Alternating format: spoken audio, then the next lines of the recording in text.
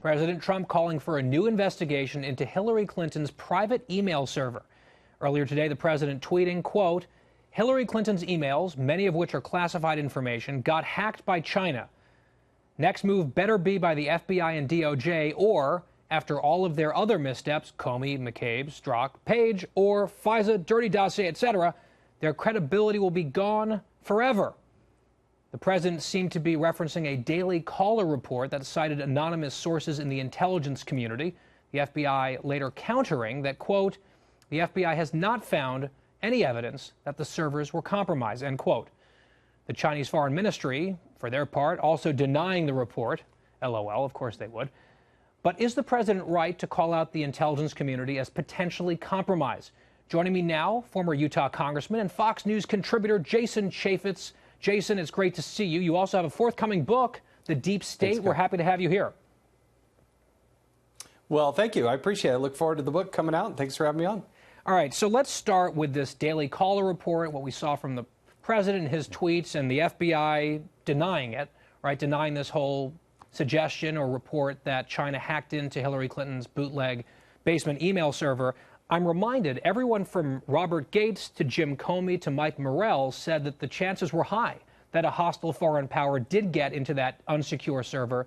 You paid very close attention to this while you were in Congress. What do you think the truth is here? Oh, I think it's highly probable and most likely that it did happen. We heard testimony from the Inspector General, Michael Horowitz, that they did believe that there was an intrusion on this computer. When I was the chairman of the Oversight Committee, we heard testimony from the person who set up the server, did not have a degree in computer science, had never taken a computer course. It literally kind of, went down to Best Buy and then set it up in the basement there. I mean, literally, that's how sloppily this was done. We never did get testimony from the Secret Service. You would think that would take some ownership, but given that it was in former President Clinton's home. But nevertheless, I can't imagine that, A, she wasn't targeted. Of course she was. She was Secretary of State. And then even as former Secretary of State, she was a presidential candidate, most likely at that point. And it's almost impossible to think that even some guy down by the river in a van could have done this, probably, if not a local 17-year-old at your local high schooler.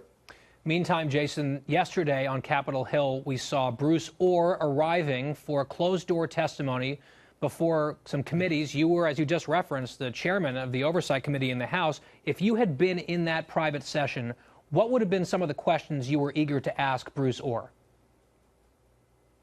Well, what you want to do is play off what the FBI was telling you officially, because they have been fishy at best in providing documents. They've been hiding the ball for a long time, and it ends up that more and more what congressional investigators are finding out is what they were told, even under oath, is turning out not to be true. Particularly as it relates to this dossier, the funding of it. The only evidence that we see of true collusion where money is changing hands is between Russians, the Democratic National Committee, a guy named Mark Elias. That name is not out in the media, but is going to be the center of the universe for so many of these things. And Bruce Ohr talking about how his wife, Nellie, is involved and engaged in this. I mean, it's a nefarious, salacious situation, and yet no attention, or little to no attention by the FBI itself. All right, Jason, one more question here. The report today confirmed by the president, Don McGahn on his way out as White House counsel. What's the effect at the White House? What do you make of that? Well, I don't know who fills those big shoes. I think Don McGahn has been a trusted advisor, close to the president, a superb job in the judicial nominees and selection, certainly with the Supreme Court, but also at the district court level and whatnot. There's no heir apparent that I'm aware of.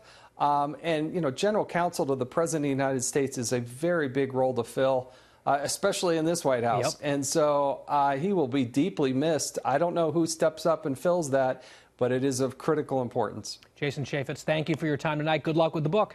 Thanks, Guy.